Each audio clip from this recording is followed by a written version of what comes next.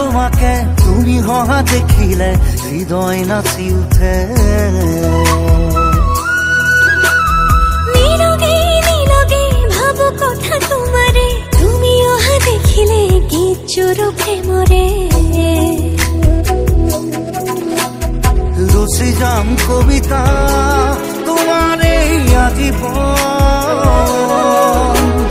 কৈ যাম তোমার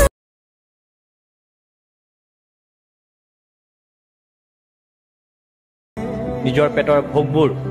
আৰু কিছুমান আপোন মানুহ আৰু কিছুমান সপোন শেষ কৰি পেলাব লগা হয়।